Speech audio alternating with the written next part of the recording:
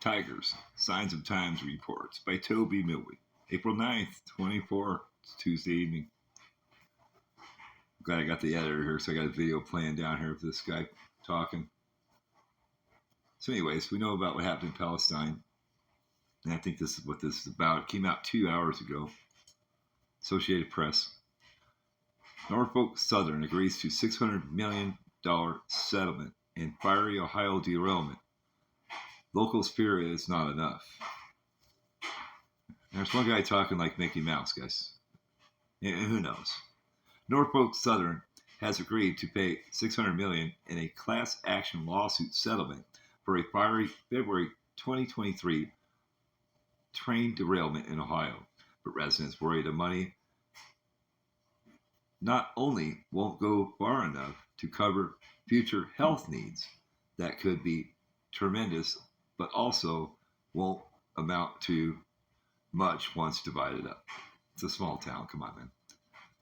I'll tell you, our people just dig and dig for gold, man. You know what I mean? Just think, when it happens, man, remember me. There's no PayPal link or ads or shit here, okay? It's all, what I do is all charity work. I get taken care of well. It's not nowhere near my needs, let alone what the health effects are going to be 5 or 10 years down the road, said Eric Kauza, who lived just 3 blocks from the derailment and had 47 family members living within a mile, 1.16 kilometers. Gotta throw that metric stuff in there, guys. More than 3 dozen of the freight trains, 149 cars, derailed on the outskirts of East Palestine, a town of almost 5,000 residents near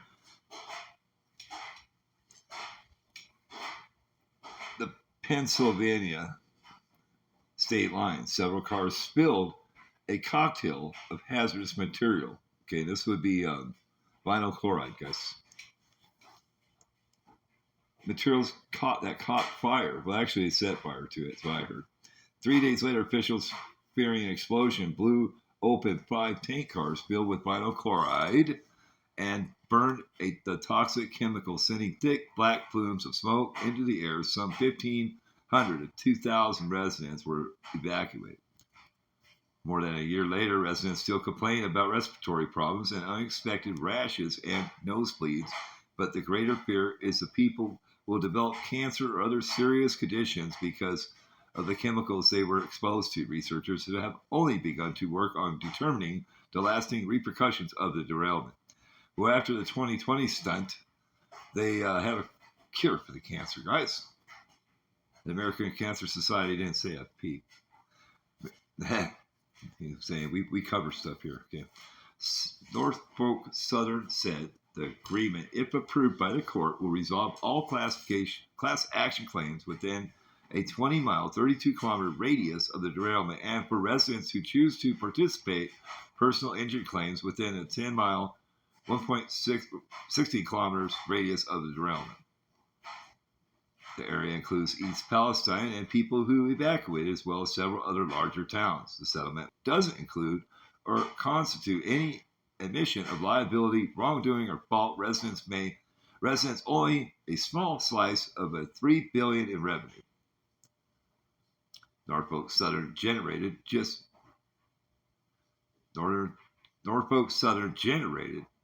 in the first 3 months of this year, the railroad said that even after the settlement, it still made a $213 million profit in that quarter. East Palestine resident Chrissy Ferguson called the statement heart-wrenching day. I just feel like we've been victimized over and over and over again, she said. We fought and we're still fighting, and contamination is still flowing down the creeks where fish were floating, guys. I was going to mention that earlier. People are sick, and I think people that had the power to fight took an easy way out. The company said Tuesday that individuals and businesses will be able to use compensation from the settlement in any manner they see fit. The settlement is expected to be submitted for preliminary approval to the U.S. District Court for the Northern District of Ohio this month. Payments could begin to arrive by the end of the year, subject to final court approval. So Norfolk Southern has already spent more than $1.1 billion on its response to the derailment, including more than $104 million in direct aid to East Palestine and its residents, partly because Norfolk Southern is paying for the cleanup. President Joe Biden has never declared a disaster in the town, which remains a sore point for many. The railroad has promised to create a fund to help pay for the long-term health needs of the community, but that hasn't been finalized yet. You know, they talk about health care, and health doesn't care, guys. I saw that the other day, and I thought I got a kick out of that. Health care, okay? Health doesn't care, man. You know, it's the other way around. The plaintiff's attorneys said the deal follows a year of intense investigation and should provide meaningful relief to residents.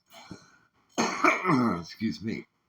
Still, residents like Misty Allison have many unanswered questions, but what's going through my head is after all the lawyers are paid for all legal fees are announced for, and how much funding will be provided for families, and is that going to be enough for any of these potential damages moving forward, she said.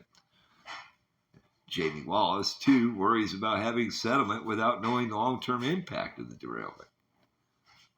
I would really like to see the numbers because, in my opinion, taking a plea deal only is in the best interest of the attorney, she said.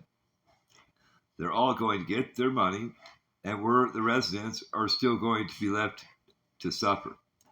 Koza said she spent about $8,000 to move out of the town, and that, along with medical bills and the cost of replacing his contaminated belongings, exhausted what little savings he had, and he can't put a price on a 10-year relationship he lost or the way his extended family was scattered after the derailment.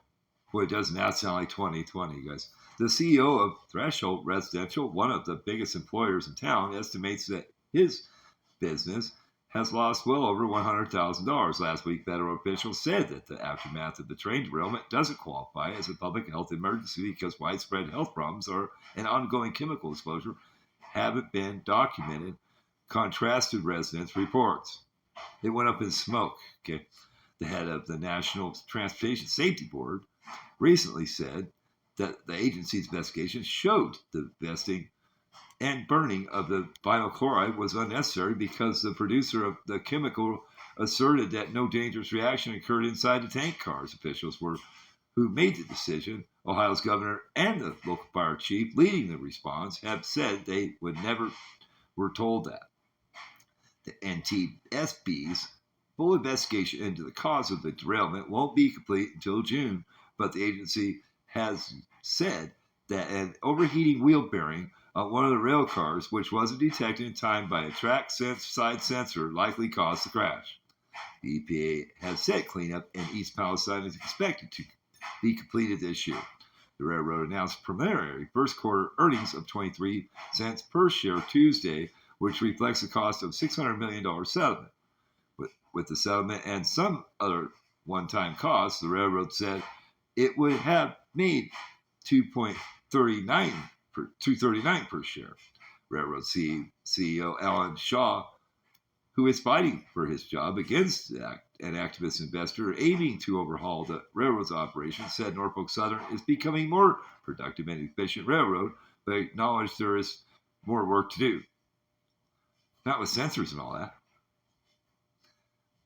Ancora Holdings is trying to persuade investors to support its nominees for Norfolk Southern's board and its plan to replace Shaw and the rest of the management team at the railroad's May 9th annual meeting. Ancora says the company's profits have lagged behind the other major freight railroads for years, and the investors question Shaw's leadership. The railroad said that in addition to the settlement, the results were hurt by $91 million in unusual expenses, including money it is spending to fight back against Ancora.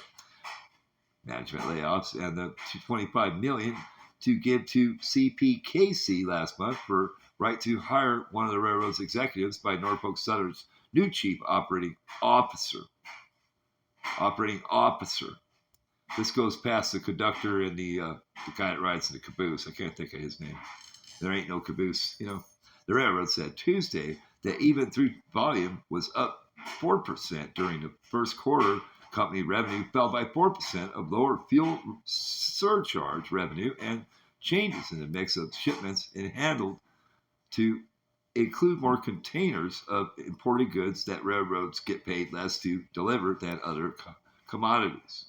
Shares of Norfolk Southern Corporation, based in Atlanta, were up slightly through the day after a flat start following the statement announcement. Associated Press writer Brooke Schultz contributed to this report. We care about you. We're out.